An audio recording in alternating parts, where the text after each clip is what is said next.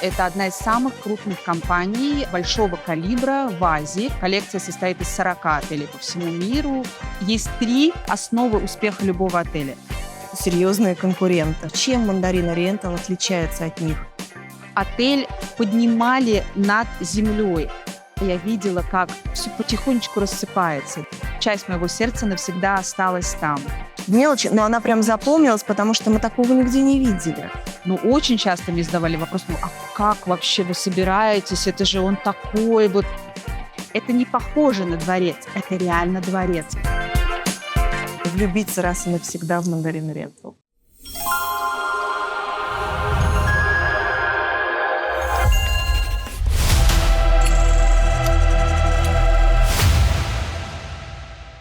Дорогие друзья, добрый день. Сегодня в наших гостях представитель легендарной международной лакшери-цепочки Mandarin Oriental Оксана Малау.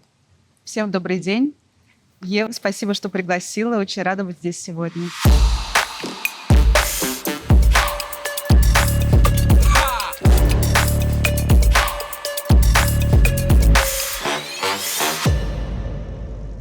Мы очень давно друг друга знаем, и много лет ты уже являешься представителем люксовых брендов в России и не только в России. В Mandarin Oriental ты пришла уже много лет назад. Мы эту цепочку тоже очень хорошо знаем и любим, наши клиенты ее очень хорошо знают. Расскажи, пожалуйста, может быть, по традиции, с чего началась история бренда, с кого, может быть, в какой стране?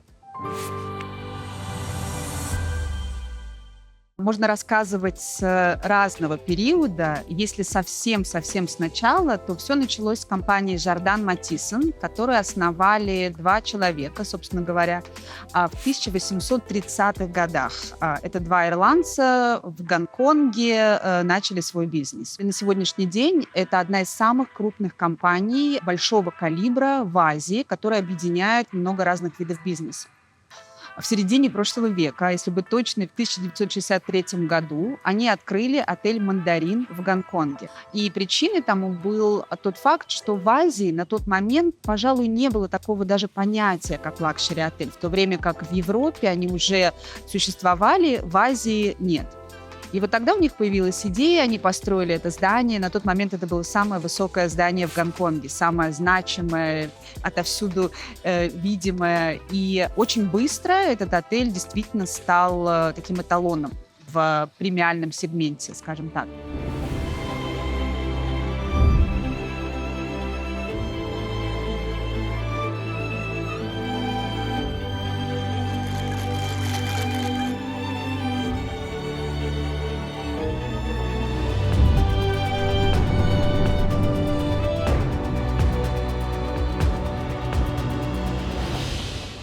Прошло некоторое время, а именно 11 лет, и в 1974 году они решают приобрести 2-й отель.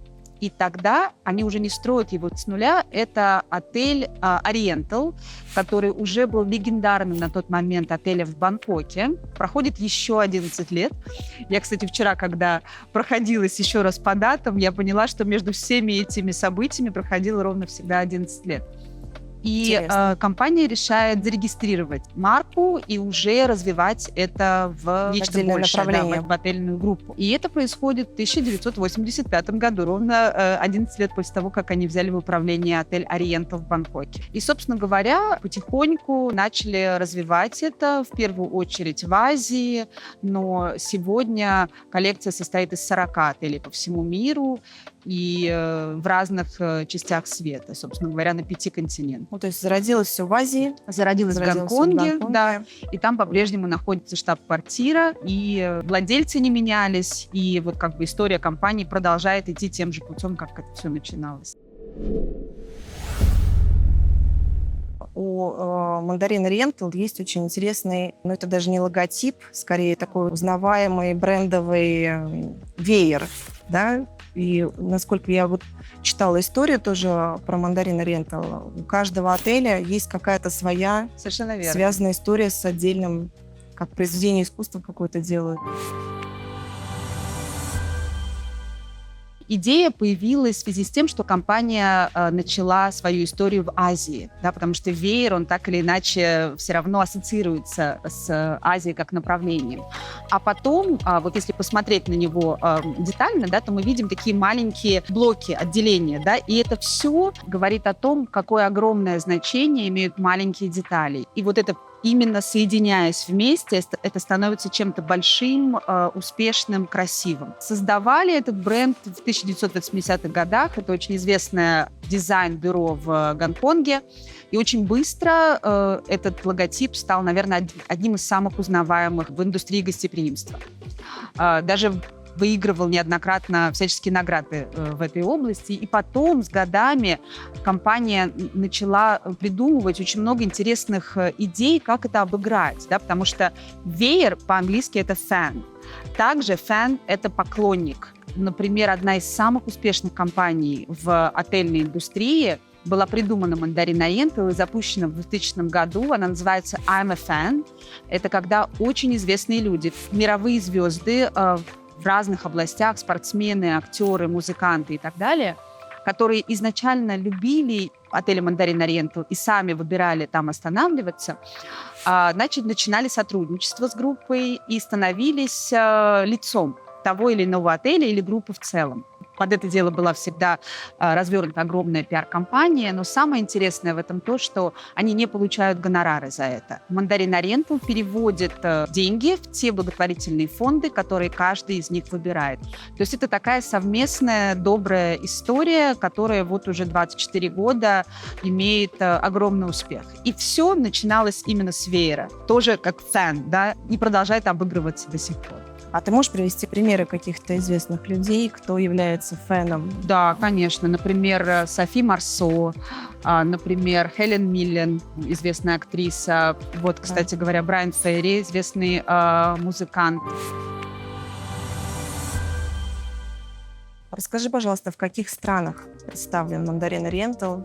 Изначально, поскольку первый отель появился в Гонконге, второй в Бангкоке, и компания начала свое развитие именно с этого региона, больше отелей находилось именно там. На сегодняшний день, наверное, в Китае, если мы говорим об Азии, если вот так взять по странам, то в Китае больше всего отелей Mandarin Oriental. Но уже некоторое время назад Mandarin Oriental вышел за пределы азиатского региона. Больше всего отелей находятся в регионе EMEA. Это то, что мы называем Европой, Ближним Востоком. Практически во всех городах Западной Европы.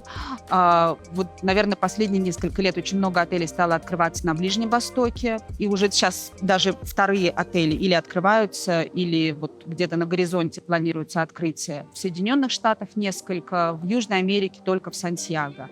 Но на самом деле компания последние годы набирает обороты, и скорость открытия новых отелей очень сильно увеличивается. Мы еще не успели об этом сказать. В прошлом году Mandarin Oriental отметил 60-летний юбилей. Соответственно, за 60 лет компания открыла 40 отелей на сегодняшний день. Но в ближайшие несколько лет планирует практически удвоить количество отелей. То есть скорость открытия, она очень-очень сильно увеличилась. И в первую очередь это связано с тем, что раньше компания по большей части владела отелями полностью или частично, а сегодня все больше Mandarin Oriental управляет отелями, то есть это менеджмент-контракты, где Mandarin приходит и полностью делает всю работу. И таким образом гораздо проще открывать отели. Поэтому у нас очень много планов по открытию и в Европе, и курортов, и в Азии, и как раз-таки в Америке, где пока что вроде отелей не так много. Но на сегодняшний день, наверное, номер один по количеству – это Европа плюс Ближний Восток, на втором месте Азия и на третьем вот как раз Северная и Южная Америка. Давай затронем новинки из свежих отелей, которые ты видела сама. Да. В последнее время это швейцарская, да? Да, история? наверное, одни из последних. Это отель в Люцерне и отель в Цюрихе. У нас в Швейцарии уже был отель, он находился в Женеве, и, конечно, хотелось, потому что страна прекрасная, много великолепных возможностей, поэтому мы очень рады тому, что теперь у нас есть отели и в Цюрихе, и в Люцерне. Это не просто прекрасный отель «Мандарин Ориентал», который мы недавно открыли после длительной реновации. Это историческое здание, это знаменитый отель, который местные жители знали как «Палас». Он всегда имел огромное значение для инфраструктуры города, для событий, которые там проходили. Это место всегда было меккой всего, что происходило в Люцерне и в регионе. И наверное, года 4, если не больше, «Мандарин Ориентал» приводил его в то состояние, в котором он находится сейчас. Это просто нечто сказочное. Во-первых, сам городок Люцерн, конечно, потрясающий. Это Люцернское озеро, горы, которые возвышаются над озером заснеженными вершинами. Сама картинка безумно красивая. И вот этот палас, который стоит прямо на берегу, это прям, знаете, как вот в каком-то таком красивом кино, когда ты подъезжаешь, и первое, что ты испытываешь, это ощущение чего-то нереального. И заходишь внутрь, и ребятам удивительным образом удалось. Это, кстати говоря, «Мандарин Ориентал» умеет делать очень хорошо, потому что всегда, когда вы берете отель с историей, да, и вам нужно вдохнуть в него жизнь, немножечко как бы омолодить и так далее, это очень сложная задача, потому что всегда есть опасность, что будет уничтожена историческая составляющая, да. Так вот, «Мандарин Ориентал» прекрасно удается добиваться этого результата и дарить будущее, дарить жизнь тем отелям, которые существуют уже давно, при этом не уничтожая историю. И вот как раз-таки «Палас» в Люцерне один из прекрасных тому примеров. То есть даже есть несколько комнат и пространств, где ребята полностью оставили все так, как это было, добавили такие небольшие галереи с ретро-фотографиями, причем в хронологическом порядке, куда можно зайти и просто окунуться немножечко в это прям прошлое. исторический объект. Абсолютно исторический счету, объект. Да. Но когда ты видишь, что уже пахнет пылью, что скрипят полы, хотя в этом тоже может быть определенная... Шарм, да. Но когда уже даже окна не закрываются. Знаешь, я сама это видела неоднократно в отелях, которые институциями для меня являются. Всегда становится очень грустно. Вот «Мандарин» как раз-таки умеет делать так, что ты чувствуешь историю, ты видишь вот эти вот уголки, которые, да, где в каждом из которых происходило что-то грандиозное, но это всегда современно, это всегда очень комфортно, лаконично и стильно, да, в ногу со временем, а иногда даже немножечко впереди времени. Это то, как раз-таки, чем «Мандарин» тоже очень славится, да, умением не только в смысле стилистическом, но и в смысле техническом, да, идти в ногу со временем, а где-то даже опережать его. Первый отель в Цюрихе, который открылся в начале XIX века, он для многих известен под именем «Совой». Но вот как раз-таки то, о чем я говорила, он устарел, он немножко в прошлом, да, он продолжал существовать, но... Немножко в упадок уже пришел. Да, совершенно верно. И вот опять же «Мандарин» взял управление над этим отелем, и сейчас, то есть ты знаешь, что это историческое здание, это видно, когда ты подходишь к отелю, но ты заходишь внутрь, и ты находишься в супер таком модном, классном, лаконичном, современном пространстве с какими-то инсталляциями, с камином в таком каком-то совершенно необычном виде, с великолепной совершенно крышей, шикарным баром, который находится наверху, с музыкой, с публикой, да.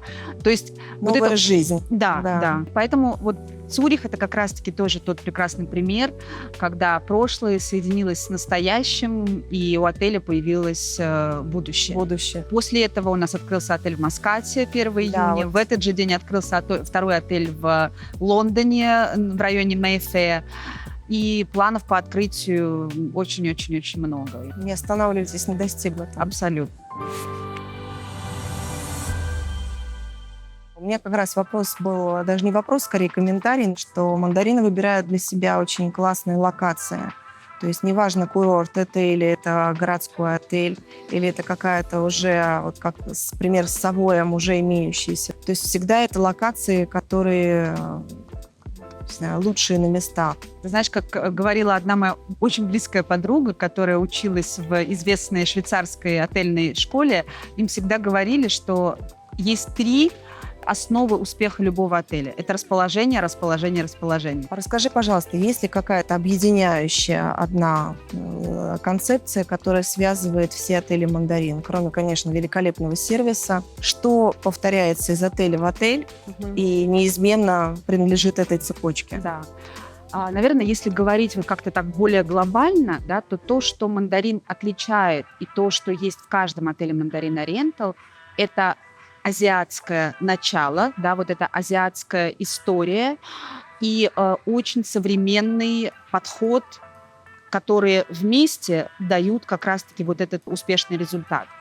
Потому что ДНК азиатская с точки зрения сервиса, отношения к людям, желание быть полезным и умение, да, вот доводить начатое до конца, это, конечно, отличает Азию от, скажем, Запада.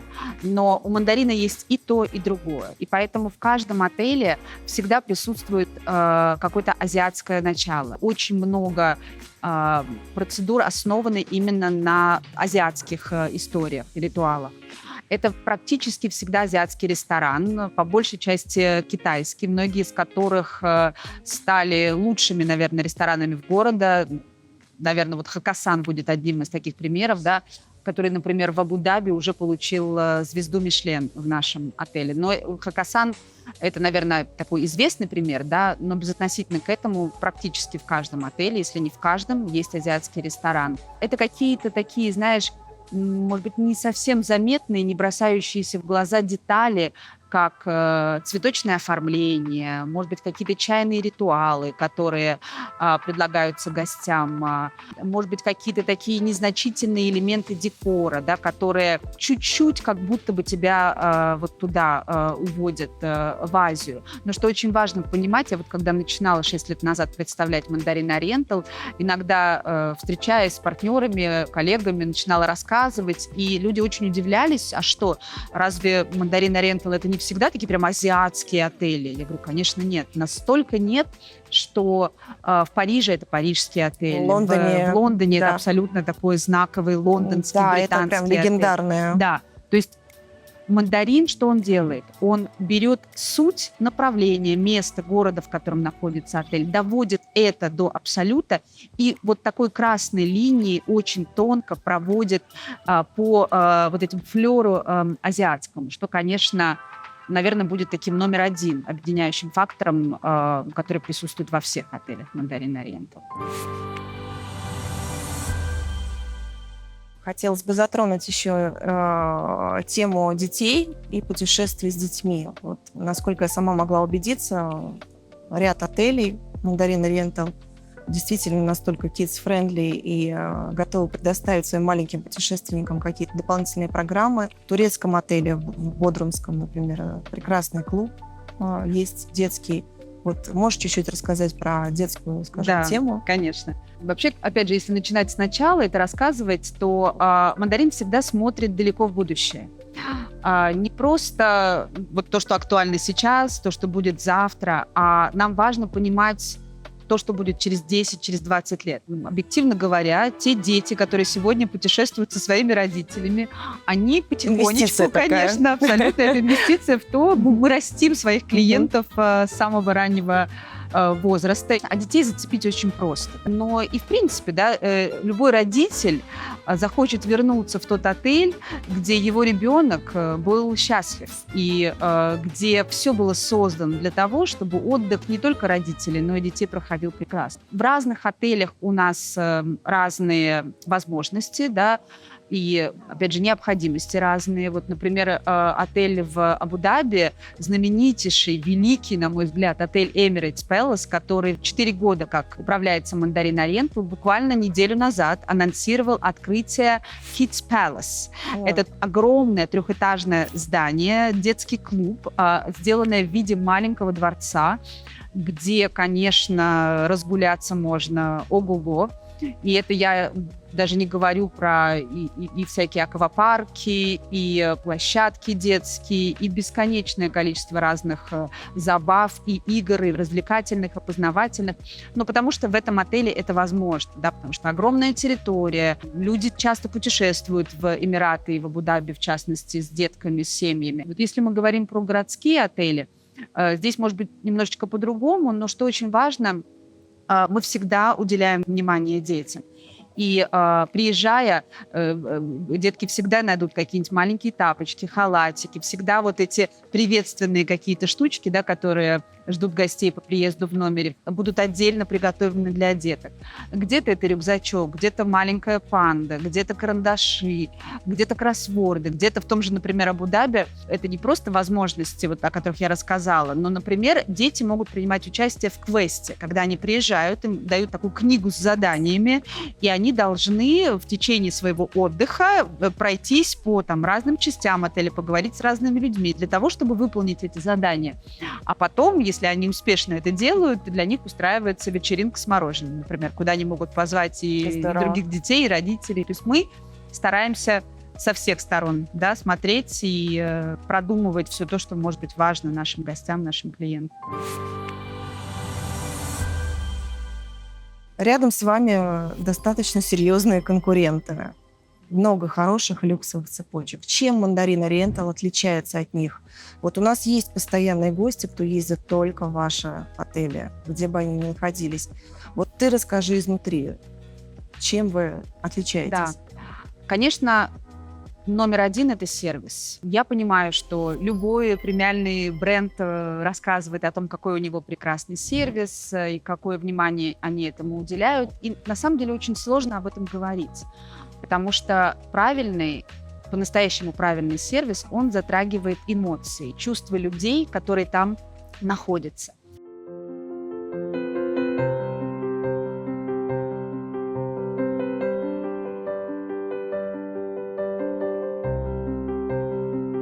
Есть база, да, о которой даже говорить бессмысленно. Прекрасные интерьеры, просторные номера, может быть, виллы с бассейном.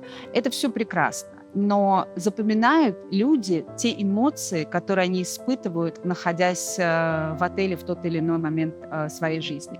И наша задача, когда мы говорим про сервис, не просто предоставить стандарты и базу, которых у нас миллион по поводу абсолютно каждого сервиса в отеле, да, а найти вот эту тонкую струну у каждого человека, чтобы по-настоящему его удивить. И таким необычным образом получается, что все вот эти тонкие струны чаще всего затрагиваются маленькими деталями. То есть человек может приехать, опять же, в тот же прекрасный номер, шикарную виллу, на великолепном автомобиле, но будет удивлен тем, что его узнали, например, да, сотрудники отеля, потому что он отдыхал здесь 5 лет назад, вспомнили, что он любит именно такой кофе, а не другой. Может быть, поздравят с днем рождения собачку, да, с которой он приезжал до этого. Раньше сервис был немножечко проще настроить, потому что, мне так кажется, потому что он был более стандартизирован. Сегодня это исключительно индивидуальный подход. Индивидуальный подход к клиенту, индивидуальный подход к каждому члену семьи. Иногда даже одни и те же люди, приезжая в разные периоды, в разные отели, находясь в разном настроении, требуют абсолютно разного подхода. Поэтому задача любого отельного бренда, и это то, к чему мы стараемся стремиться, это улавливать вот эти тонкие вибрации и понимать, что нужно клиенту в тот или иной момент. Когда сервис идеальный, ты его как будто бы не замечаешь, ты как будто бы это так и должно быть. Это тогда, когда все идет абсолютно идеально, когда ты даже не успеваешь обратить внимание на что-то, чего тебе недостает. Предоставлять гостям то, что они ожидают получить, это уровень номер один. А удивить их, сделать больше, запомниться, это уже совершенно другой уровень. Второй, наверное, очень важный момент, которому мы уделяем внимание, это гастрономия. причем в таком глобальном смысле. У Mandarin Oriental в совокупности мишленовских звезд больше, чем в любой другой отельной группе. Это при том, что мы не самая большая группа, да, как я уже говорила, это всего лишь 40 отелей по всему миру.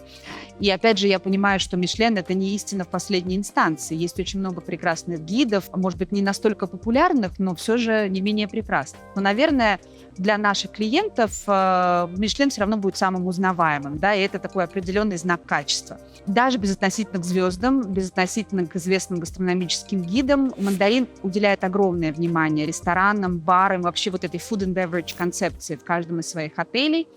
И неважно, есть звезды или нет, гость всегда получает какой-то очень необычный experience. Я вот буквально несколько примеров приведу. Одни из моих любимых. Например, в Барселоне главный шеф — это женщина, ее зовут Карме Рускаледа.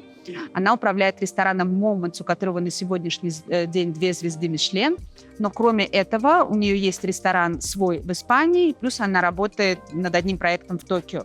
В совокупности у нее на сегодняшний день 7 звезд Мишлен, и она считается самым титулованным шеф-поваром женщиной в мире.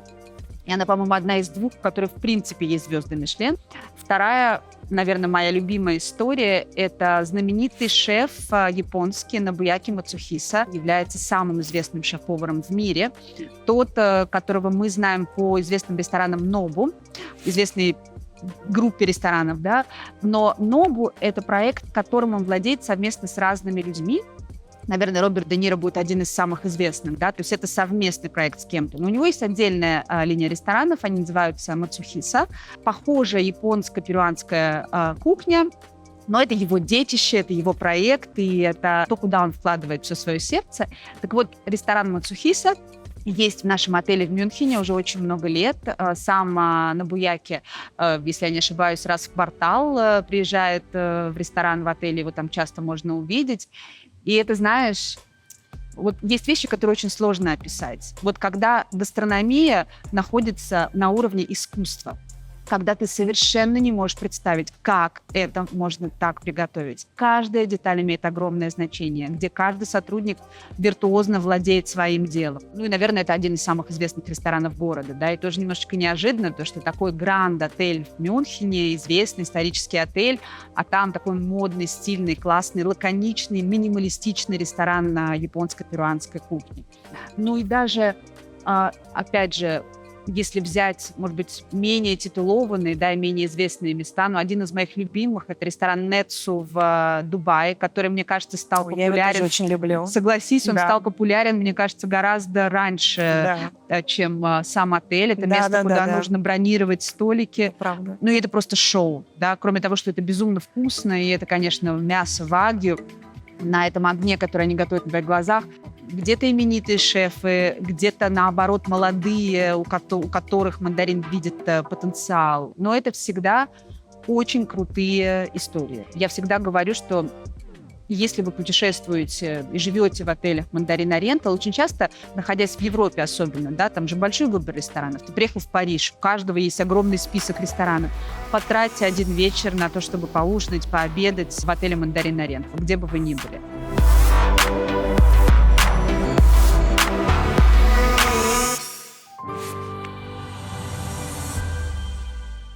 Кроме этого, это технологии. Как я уже говорила, есть очень много исторических отелей, да, прекрасных, которые Мандарин доводит до определенного уровня, и потом они лаконично вписываются в коллекцию. Но вот эта идея технологии, современности, умение видеть будущее, да, у нас даже есть программа, которая подразумевает обновление всех номеров в каждом отеле, по-моему, раз в 2 года, если я не ошибаюсь, именно с точки зрения технологий. То есть не в рамках какой-то реновации отеля, да, там, когда меняются отчасти интерьеры и прочее. Именно только с точки зрения технологий. Поэтому современность, умение видеть и чувствовать будущее, все, что связано с интерьерами, даже не столько интерьером, сколько дизайном, да, и интерьеры, и экстерьеры, всегда лучшие дизайн-бюро. Ну и, конечно, сервис, да, это то, на чем мы делаем основной акцент. И опять же, возвращаясь к началу моего рассказа, Вот тот факт, что здесь Азия соединяется с Западом, и вот с такими структурированными, правильными стратегическими подходами, да, в целом дает вот этот рецепт успеха, наверное, Мандарин Ориент. Ну вот мандарин в части технологий идет впереди, да, как бы старается. Но в части экологии, насколько я знаю, тоже есть какая-то своя программа, есть какие-то свои принципы, которые внедрены сейчас. Уже несколько лет как мы ни в одном из наших отелей не используем пластик. То есть, причем не только я говорю про пластиковые бутылки воды, да, капсулы с кофе, любые даже такие незначительные элементы нигде вы не встретите. На 99% этот проект уже, можно сказать, завершен, да, практически полностью. Каждый отель придумывает и осуществляет разного рода программы, направленные на помощь тому месту, региону, городу, где он находится. У нас на самом деле практически каждый месяц, да, вот ребята делятся событиями, которые происходили, и там, правда, очень-очень много всего. Правильное использование воды, мусор, вот это вот все находится на очень-очень высоком уровне. И что самое интересное и удивительное, это то, что начинается все изнутри. То есть понятно, что много идет разных программ на работу вне отелей, но очень много всего интересного Мандарин Ориентал делает для своих сотрудников, начиная от всяческих программ по обучению, заканчивая занятиями, дыхательными упражнениями или всяческими уроками йоги. Да? Это, конечно, немножко сложнее все воплощать для коллег, находящихся в региональных офисах, как мы, например, да? Но внутри отеля постоянно в этой области что-то происходит для того, чтобы не только физически... То есть забота о персонале, забота в том числе, о персонале, да, именно, это, да, именно находится на очень... с радостью и с благодарностью, с вдохновением, да, делали свою работу. Конечно, да. И, опять же, находились в ментальном и физическом балансе. Да, совершенно верно.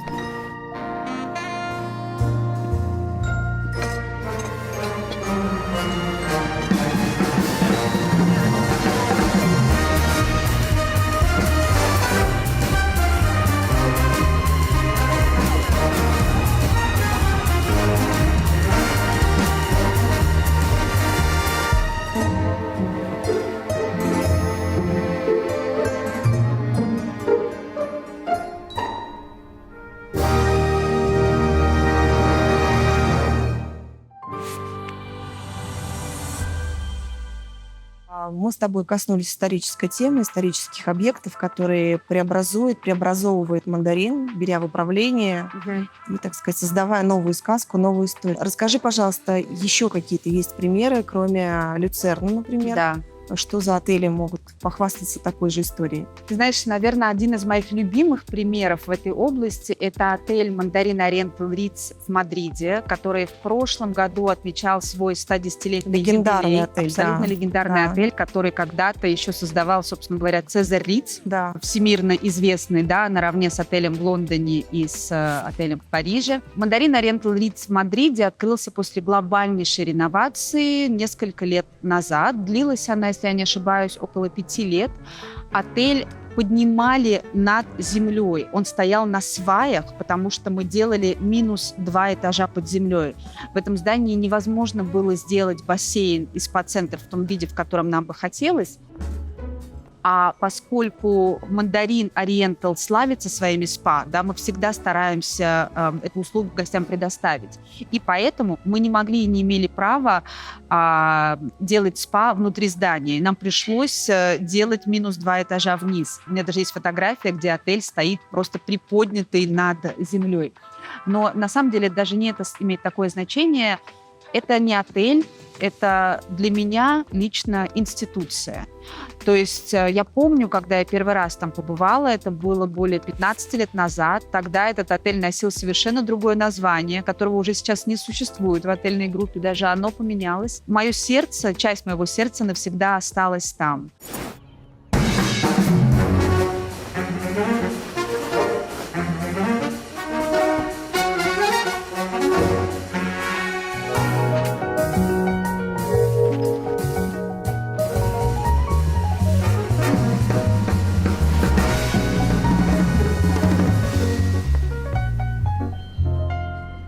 несмотря на то, что я возвращалась после этого несколько раз и уже видела вот как раз то, что я упоминала, да, я видела, как все потихонечку рассыпается, да, что этому отелю совершенно необходимо вложение, причем не только в виде денег, но и в виде правильных решений, правильных стратегий.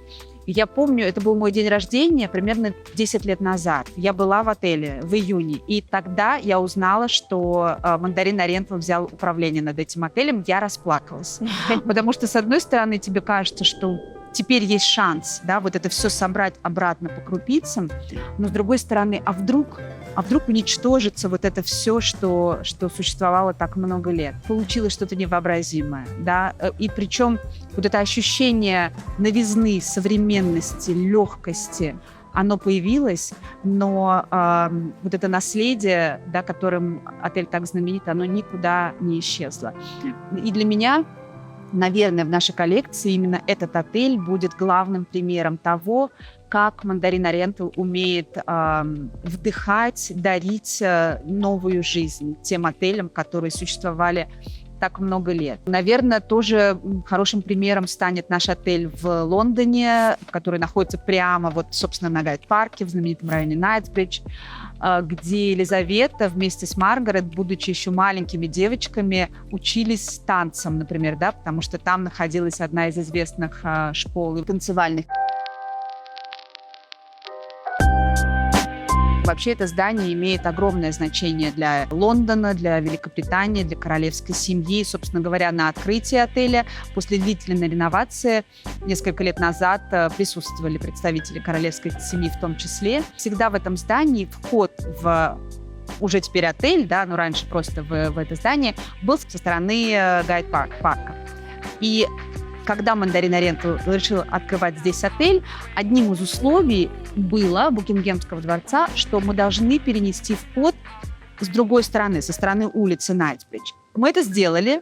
Тот вход, который был со стороны Гайд-парка, по-прежнему остался. То есть эту дверь ее можно открыть, но открывать мы имеем право ее только с разрешения Букингемского дворца. Просто вот мы должны отправить запрос на то, что мы хотим открыть эту дверь, потому что возможно, мероприятие или какие-то важные гости, или какое-то событие, которое гости хотят отметить. И в этом тоже очень много прослеживается не просто каких-то таких исторических историй, но и того... Традиция. Да. Великобритания, она вся из этого тоже состоит. Но этот отель является, на мой взгляд, одним из символов Лондона все-таки. 100%. Абсолютно знаковое здание, и быть в Лондоне и увидеть Мандарин — это примерно вот как увидеть Биг Бен, как увидеть Тауэр. Абсолютно. И то же самое касается... Мандарин, увидеть Гайд-парк и увидеть Мандарин. 100%. Поэтому, когда ты завтракаешь на первом этаже с видом на Гайд-парк, когда идет конная королевская конница, это, конечно, отдельное удовольствие. Это правда. И это прям тоже про традиции. 5 o'clock tea там тоже один из лучших в Лондоне. Один из лучших. Да. И, наверное, еще один из моих любимых примеров – это отель в Бангкоке, который, собственно говоря, был вторым отелем Mandarin Oriental, но существовал задолго до, и на самом деле местные жители даже иногда до сих пор называют его просто Oriental, да, это его изначальное название. Забавно, кстати, да, что Мандарин открыл отель в Гонконге, назвав его Мандарин, потом взяли отель в Бангкоке, который назывался Oriental, да, и вот позже все это соединили в одно целое и стали называть как отельную группу под названием Mandarin Oriental. Да, но отель в Бангкоке это тоже это столб, это институция, это безумно красивая такая вилла в колониальном стиле, расположенная в своем парке, прямо на берегу реки. Буквально недавно мы получили такое newsletter, да, когда отели нам присылают какие-то свои новости, делятся с нами, и там отель отмечал юбилей работы одной из сотрудниц, которая работает в этом отеле 80 лет. Фантастика. Ну, то есть она начинала практически подростком, да, а сегодня она до сих пор работает в этом отеле. И это, конечно, вот это то, что меня лично в этой индустрии больше всего впечатляет. Вот эти вот истории из прошлого, каждая из которых так о многом нам рассказывает. Что касается инициатив, очень сильно поменялась индустрия именно с точки зрения управления отелей внутри. То есть раньше все было завязано, вот есть директор генеральный, да, там в лучшем случае еще директора разных отделов. А дальше команда, она не имела никакой возможности принимать решения, проявлять инициативу, да, то есть все должно было согласовываться с великим генеральным директором. То есть все дороги вели туда. Но уже вот несколько лет как Mandarin Oriental пошел другим путем. Мы стараемся делать так, чтобы каждый сотрудник в рамках своих обязанностей имел возможность принимать решения. Это очень сильно ускоряет процесс, это очень сильно помогает людям в рамках компании чувствовать свою важность, свою значимость. Правда, да. И уже не нужно согласовывать какие-то незначительные вещи. Это в целом очень сильно меняет подход. То есть это когда поезд поставленный на рельсы, да. Потому что раньше все было совсем по-другому, да. Одно маленькое звено исчезало, и все начинало барахлить. Но я вот все-таки приведу этот пример, который мы с тобой обсудили за кадром, что в Mandarin Oriental лондонском, в Гайд-парке, мы были гостями, и супруг сдал в прачечную свой свитер. Просто освежить. И через какое-то время приходит сотрудник сервиса и говорит: вы знаете, мы тут, к сожалению, обнаружили вот такой вот у вас дефект на изделии. Разрешите нам его починить, пожалуйста. Да. Мы так удивились, во-первых, проявленной инициативе как раз, во-вторых, тому, что они с удовольствием были готовы предложить это исправить.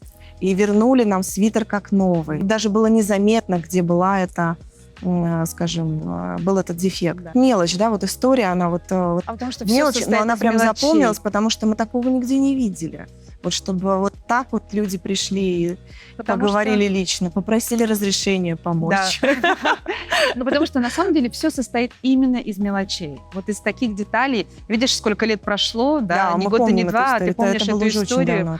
И, казалось бы, все, что нужно, это немножечко поставить себя на место человека. Да. Вот. Да. На самом деле это очень во многом помогает решать любые вопросы. Когда ты ставишь себя на место другого человека, оппонента, сразу же приходит решение, да, как бы ты хотел, чтобы отнеслись к этому. Мы всегда ищем вот эти возможности удивить клиента, запомниться, сделать немножечко больше, чем они ожидают. Но это такой творческий процесс, потому что ты никогда не знаешь, да, какой вопрос возникнет завтра. Такая импровизация, джаз в каком-то смысле. Это точно.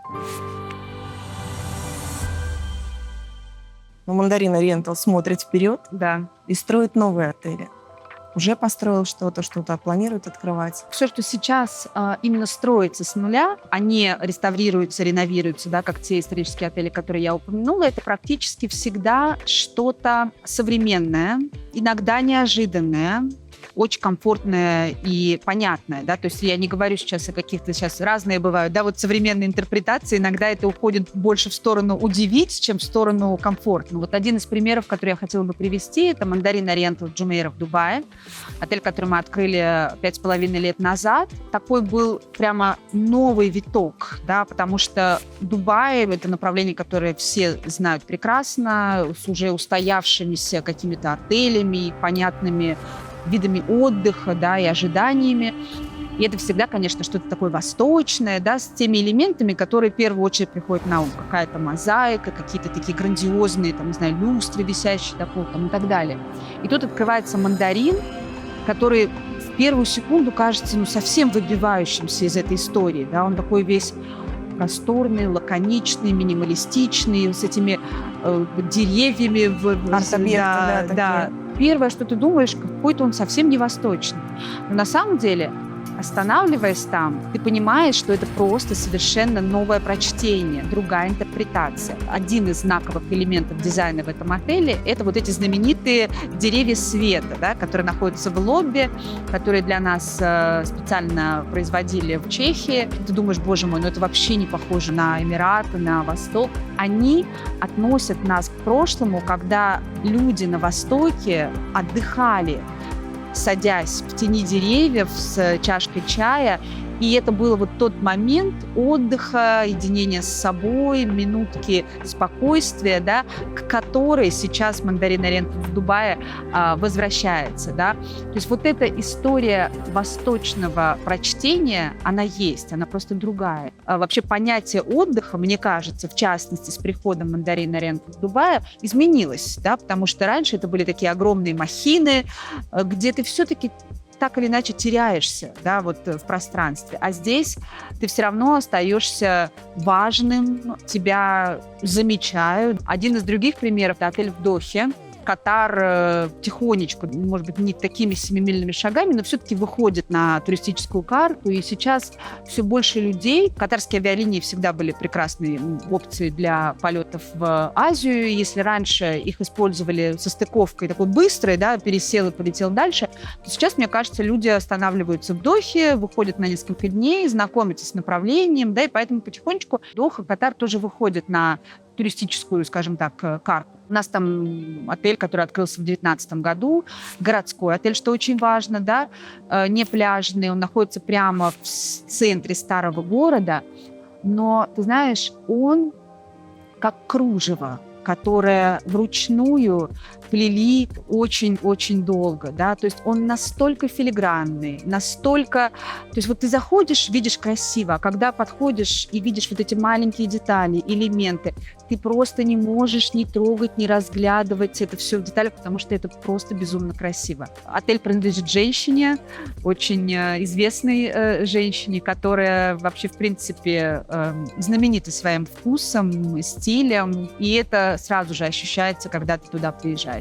И это тоже очень современный отель, где восток такой вот тонкой красной линии проходит по всему, но при этом все равно ты видишь, как он отличается, да, вот от таких привычных, понятных, очевидных восточных отелей. Наверное, один из таких тоже примеров хороших будет новый отель в Лондоне, да, который мы открыли буквально вот 1 июня в районе Mayfair. Новое здание, построенное с нуля, и он стал таким дополнением к нашему уже известному, да, и занимающему свою позицию в Лондоне Mandarin Oriental Guide Park. Ровная противоположность. Супер лаконично, супер современно. Очень много каких-то таких предметов в стилистике современного искусства, да. Где-то это отсылает немножечко к гайд-парку, где-то исторические какие-то моменты обыграны на супер-супер современном стиле. То есть у поклонников появилась еще больше. Еще одна локация в Лондоне. Да, совершенно верно. И при этом, при всем, все эти отели в одной коллекции под одним брендом прекрасно уживаются. И даже если пожил в исторических, вот в этих современных, недавно построенных, ты все равно узнаешь этот почерк Mandarin Oriental. Ты все равно выхватываешь вот те детали, которыми Mandarin Oriental отличается, вне зависимости от того, в какой стилистике выполнен отель. И вот тут, кстати, я не могу не сказать про, опять же, Emirates Palace, который вообще выбивается из всего того, что мы привыкли понимать, ассоциировать с Mandarin Oriental. Я помню, когда мы это анонсировали, очень часто мне задавали вопрос, а как вообще вы собираетесь? Это же он такой вот... Я тоже, честно говоря, не очень понимала, как. Это не просто отель, построенный в стиле дворца. Это дворец, который построил шейх, для того, чтобы это было дворцом. И когда тебе начинают рассказывать про все эти разновидности мрамора, которые чуть ли не вручную собирались со всего света, про вот эти золотые элементы, вообще про количество золота, которое используется, про эти феноменальнейшие люстры, да, которые каждая из себя это просто произведение искусства. То есть ты понимаешь, что это не бутафория, это не похоже на дворец, это реально дворец, который строил шейх.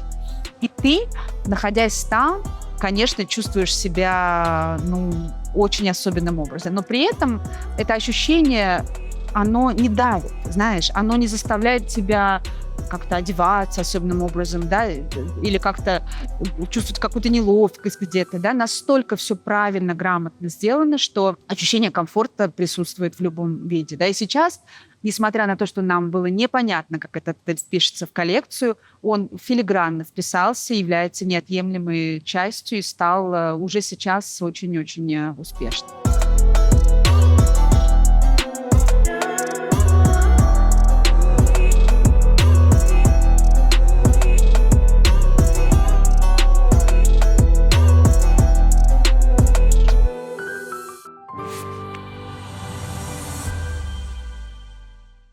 Мы с тобой сейчас поговорили про необычный объект, про отель-дворец. Мандарин выходит за рамки, в том числе отельного привычного, скажем так, сегмента. Да. И начинает какую-то новую веху Да. в своей истории, предлагает гостям что-то новое. Расскажи, Совершенно пожалуйста. верно. Очень интересный проект. Для всех нас он стал неожиданностью. Он называется Mandarin Oriental Exclusive Homes. И это частные объекты недвижимости очень премиального уровня. То есть это виллы, шато, какие-то пентхаусы, шикарные дома, которые принадлежат совершенно разным людям.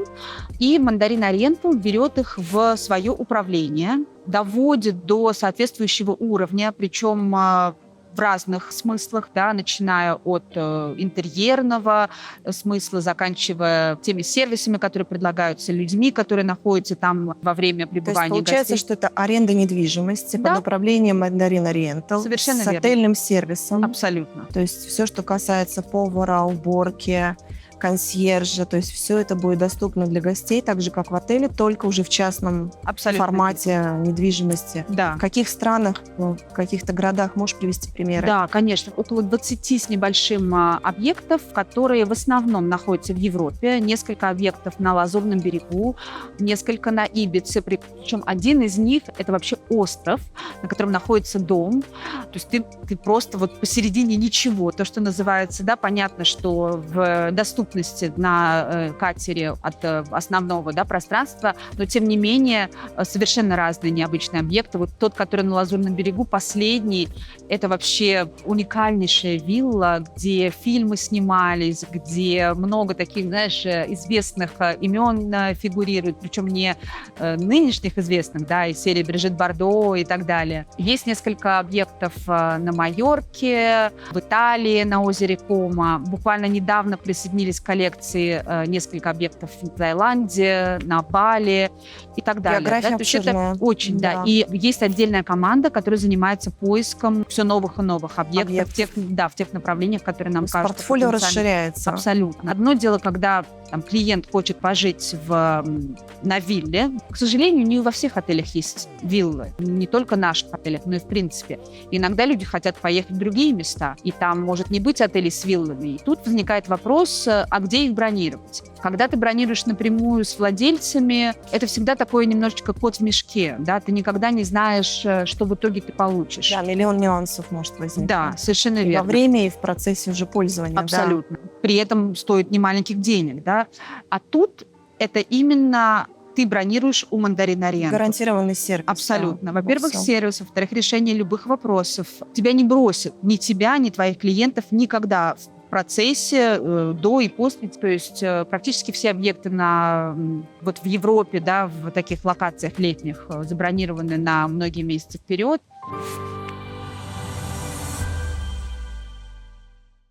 Дай, пожалуйста, совет нашим гостям, те, кто еще не знаком лично с этой цепочкой, с какого отеля ты бы рекомендовал начать знакомство, чтобы влюбиться раз и навсегда в Mandarin Oriental? Очень сложный вопрос. Он примерно равнозначен вопросу, какой твой любимый, Да. знаешь. Каждый раз я думаю, Начать. Вот Да, начать. да, С чего да, бы начать. начать? Ну, наверное, это отель в Бангкоке. Это Ориентал в Бангкоке, потому что, во-первых, он был одним из начал, да, для группы. Во-вторых, он как раз-таки объединяет в себе в особенной степени вот этот азиатский подход к гостеприимству, к отношению к людям. На самом деле, нам на разных уровнях, да, в том-то и дело, чем это и хорошо, это тем, что это не просто азиатские стандарты сервиса, да, это вот находится где-то в другом месте, в каком-то интуитивном таком понимании. С другой стороны, смотря с какой стороны зайти, да, потому что мне кажется, например, что именно наш отель в Дубае стал такой широко открытой дверью в понимании бренда и, наверное, в расширении знания о бренде, да, потому что до этого понятно, что многие знали группу, в отелях останавливались и так далее, но ту известность широкую, которую Mandarin Oriental получил 5 лет назад с открытием нашего отеля в Дубае, наверное, ее не было до. Тут ведь не то, что ты увидишь в отеле, а то, что ты почувствуешь, когда ты туда приедешь, да. Кого-то зацепит вот эти вот исторические моменты, как меня, да. У меня просто дыхание останавливается, когда я оказываюсь в таких отелях, как Мандарин Ориентал Ритз в Мадриде или Гайд Парк в Лондоне. То есть это прям моя история, да, и это моя личная история, которая меня цепляет и будоражит чувства. Для кого-то такой станет скорее что-то более лаконичное и современное, да, потому что им просто это больше нравится. Кому-то в Азии, кому-то в Европе или в Америке. Наверное, чудеса проще творить все равно в курортных отелях. Вот я бы так сказала. Потому что городские отели, ты все равно приезжаешь на небольшой срок. Даже если это Париж обожаемый или, там, не знаю, Милан элегантный, ты все равно приезжаешь на 2-3 дня. Скорее всего, у тебя там есть какие-то дела. С вероятностью 90% ты находишься за пределами отеля большую часть времени, да, поэтому там вот этот вот коннект, да, этот линк и вот это волшебство немножечко сложнее сделать. А когда ты приезжаешь в курортный отель, ты, во-первых, приезжаешь на дольше, ты чаще и больше времени проводишь в самом отеле. То есть прочувствовать. Да, ребята, коллеги, у них есть больше возможности тебя узнать, понять, чем тебя можно удивить, и использовать это в своих интересах, то, что называется. Тот же отель «Мандарин Ориентал» в Марракеше — это просто как какая-то восточная сказка, да, я уж даже можно начать с того, что там сами виллы, да, это отель, состоящий на 90% из вилл. Каждая 250 практически квадратных метров, с бассейном, с огромными территориями, с огромными такими марокканскими коваными воротами, с этими элементами марокканского стиля, с тапочками такими, знаешь, с узким носом, с марокканскими. И ты туда приезжаешь, во-первых, там, первые 2 дня ты просто в огромном восторге от самого, да, вот отеля и красоты его, а потом начинается, да, вот это вот, когда они тебя начинают удивлять своими сюрпризами, ты возвращаешься в номер, там что-то нереальное тебя ждет и так далее. То же самое касается Бодрума, да, там немножко другая эстетика, он очень такой лаконичный, там много темного дерева использовано в интерьерах, и поэтому у этого отеля как будто бы нет национальности, да, тут больше скорее лагуны, вот этот райский парк, в котором он находится.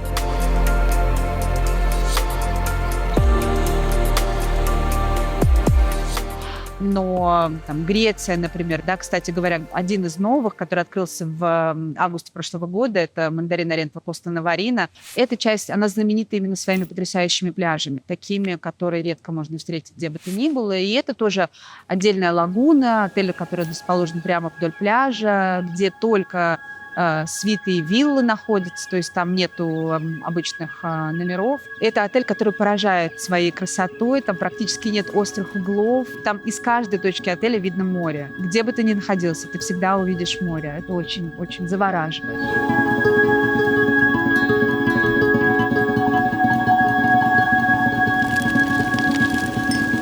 В какой отель нужно приехать первым, да, чтобы влюбиться, очень индивидуально, потому что это химия, которая должна сработать конкретно для каждого человека. Для тех, кто уже является абсолютными поклонниками бренда, есть ли какие-то радостные новости по открытию в новых странах, городах, курортах? Можем ли мы приоткрыть завесу того, чего еще нет на сайте или где-то еще? Команда девелоперов, да, которые ищут новые места, она работает, не покладая рук.